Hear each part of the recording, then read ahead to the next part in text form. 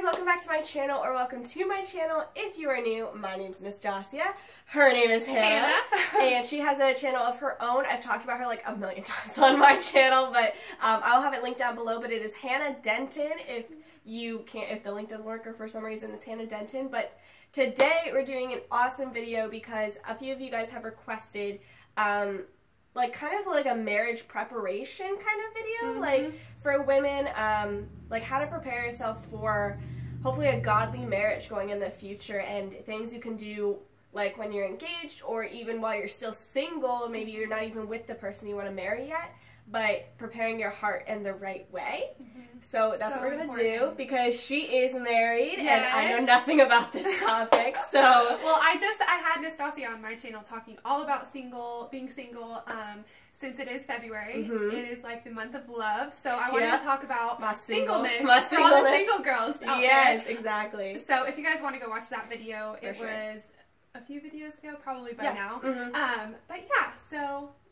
So I'll have her channel linked down below, but before we get into it, if you end up liking this video, please give it a big thumbs up, and don't forget to subscribe to my channel so you never miss a video or a collab with Hannah every time I post. If you just want to tell them a little bit about, one, your channel, what you talk about, and two, just kind of like, just the marriage in general, because you're obviously married and stuff like that, and yeah, I think that'll transition well into what we're going to talk about with you guys. So yeah, I do faith and fashion on my channel. I talk a lot about marriage and dating. I am like obsessed with marriage. I love marriage. I think everybody should get married. And me and Kyle have been married for like 2.5 years now, and we love it. And they're great. I love hanging out with them. They're the best. Thank you. We wish we would have gotten married sooner, but it was God's perfect timing. So we love being married, and I thought I'd share some tips with you guys about preparing yourself for marriage. And honestly, I wish I had these tips. I think everybody kind of knows these things, but we don't take the action steps to actually do them. And so basically I made a little list of 4 things that I think everybody should do when preparing for marriage, whether that be if you're single or dating or engaged or whatever. So the first thing that I put on my list is prayer, and I think it's so important. This was actually number 3 at first, and I was like, wait, why am I making prayer number 3? No. And I'm like, prayer is so important. Like that should be the first thing you do, because God is living and active, and He works through prayer. And so I think the biggest thing that I prayed about was, God, transform my heart to be the wife You want me to be, and the woman You want me to be. And so I think praying for that and praying for your husband or your future husband is so important. So start off with prayer. Sure. And I think if you think about it, a lot of times, like sometimes we'll take prayer so, we don't take it as seriously as we should. And you're literally talking to the creator of the universe. The creator that knows you, like literally, the best, yes, you know? And knows, like, for my single ladies out there, who knows who you're gonna be with, like, so yes, you can pray for, you know, guidance, like, towards who you're supposed to be with and stuff, or if you're already with that person, like she said, like, you know, preparing your heart. God can change hearts, God can transform them and all that, so, like, don't take it lightly. Yeah, exactly. And so prayer is so important. Please don't take it lightly. And so that should be number 1 priority when preparing your heart. So another thing was, if you see me looking down at my phone, I have to take notes. And I'm not like Nastasia. She can literally just talk her way through a video, and I am not. I'm just embarrassing myself. That's all it is. So the biggest thing that I thought was so important is premarital counseling or pre-engagement counseling. And did you do counseling? So, you were engaged? Yeah, so when I was engaged for that short period of time, it didn't work out, obviously, but we hadn't been engaged long enough to do, like, premarital counseling, but honestly, I wish we would have done pre-engagement counseling, because I think that would have saved a lot of heartache, with somebody being like, hey, maybe this isn't maybe this isn't working, so I wish we would have done pre-engagement. Yeah, and I hear so many people talk about pre-marital counseling, which is when you're engaged already. But when somebody talked to me and said, hey, you really should think about getting pre-engagement counseling, it was the best thing that me and Kyle ever did. So we decided to do pre-engagement counseling, because once you have the ring on your finger, it's kind of hard to say no. Way harder. I can tell you guys it's way harder. So that's what we said, like, hey, let's do pre-engagement. So it was awesome. We met with a counselor, and he kind of took us through tests, through personality tests, and she just talked to us about our families and like what backgrounds we came from and what our struggles would be. So before we even got engaged, we knew what we would be fighting about. Yeah, like looking out against. Yeah, what our issues might be, and that was so great at preparing ourselves because we got to talk about them before we even got engaged. Yeah. And another thing is, if you're single as well, go to counseling. Like, oh, for sure. Seriously. I am such an advocate of counseling, and I think there can be such a stigma of like you have to have something wrong with you to like have to go to counseling, but like we all have something wrong with us. Yes, like seriously. None of us are okay here. No. Like we're in a fallen world. We're not meant for this world, and we're not okay. Yes. And so like it is, whether it's in like more of my healthy seasons, you guys know I have like struggled with anxiety and depression in certain seasons, and whether it's in the healthy ones or in the harder ones, counseling is always beneficial. Yes. You don't have to have anxiety or depression or anything to get counseling. Yeah. I think it's a good way to discover kind of like who God made you to be and where you struggle, where your past has kind of tripped you up, and then how to move forward. It is so 100%. good. I recommend it. And yeah, pre-engagement and premarital if you're already engaged.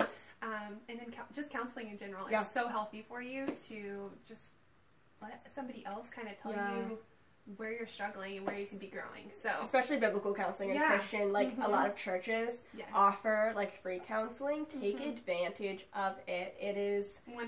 Yeah, it's really good. I promise, guys. Yeah. So number 3 is to find a woman or women in your life that you really look up to. Also another couple that you really look up to. So I had girls in my small group who were a little bit older than me that were already married and had kids, or just married or engaged. And so it was so nice just being able to come to them for wisdom, come to them for questions, and just hearing their stories and their struggles is so eye-opening for your own marriage. So surround yourself with women who are wise, women that you really respect, and that are married already or engaged, just in that season. So that's so important. Yeah, for sure. And like her and Kyle, like I said earlier, I love them together, and I look up to them even though they're not like, there's not much of an age difference between us. I look up to them so much, and so you know, of course I think it's important to also have people who have been on this earth longer and have wisdom in that way.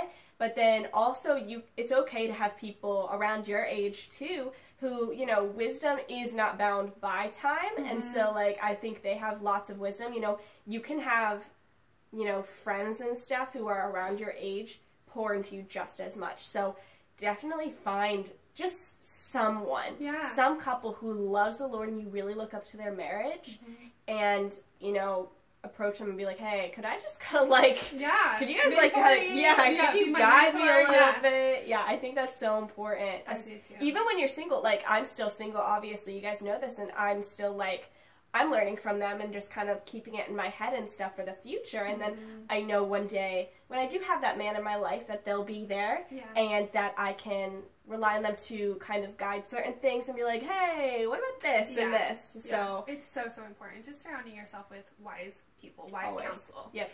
So the next thing that I think is one of the most important things to do is reflect on your parents' marriage or somebody in your family or another couple. Like I said, look at the good and the bad. What do you respect about their marriage, or what do you love about their marriage, or what is not so good about their marriage, and what do you want to take away from their marriage, and what do you not want to bring into your marriage? So I think that's super important. You kind of were talking about your parents. So my parents divorced quite a few years ago, and so even though like I've grown up in the church and my mom is such a strong believer and all that, like, you know, that happens, and so there are definitely things I've learned. There are more things that I've learned that I don't want to take, and I think a lot of times that can be frustrating. Maybe you're out there and you didn't have the best example from your parents to look up to, so you're kind of like, what do I do? Where do I go? Yeah, what do I look for? Nerve-wracking. Yes, and I just want you to know you are not bound to end up like your parents. If that was your situation, I know that's something I've struggled with in the past, and like, you are a different person, and you have the advantage here. You can look back, see where certain things went wrong and stuff. You can learn from it, and more than anything else, you can surrender that to God and say, God, I don't want this for my life. Help me. And even that fear. Like, I don't want this fear of marriage being terrible and scary, because a lot of people have that fear. And so just praying about it is so important. Yeah, exactly. And like you have a stepdad, but your parents' relationship has, I mean, no marriage is perfect, but it's probably been pretty good for you to look up to. Yeah, exactly. And so you're probably able to look at certain things that you're like, oh, I really love that about that. Exactly. And they both love the Lord, and it's just been so cool. Of course, there's struggles in every marriage, but it's been so cool to see their marriage and just take away the good and maybe leave the not so good stuff. Yeah. I think that's so cool. Yeah.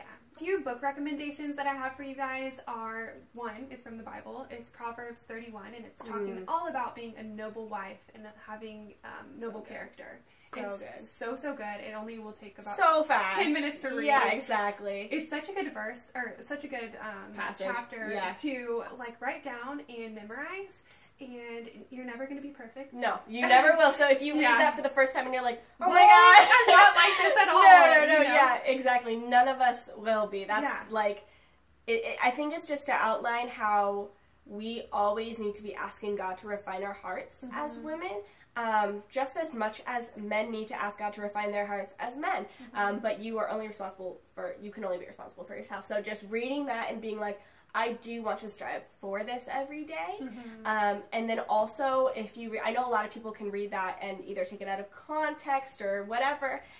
Pray that God will open your heart and your eyes to what it truly means to be a wife, like a godly wife. Yeah, and then the next book I have is by Timothy Keller, Tim Keller, and it's The Meaning of Marriage, and I've actually never read this myself, so I just wanted to recommend it to you guys because I've heard so many people talk about how powerful it is, and me and Kyle, that's going to be our next book that we read because it's really good.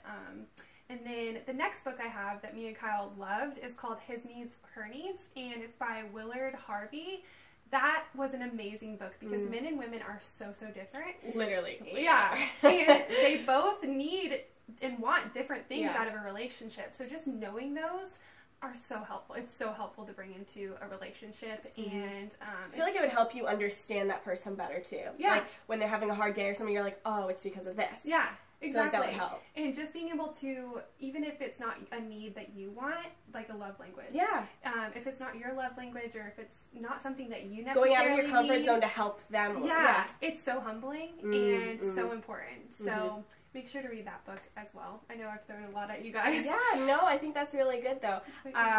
So you and Kyle have been together a long time. Yes. Like 10 years.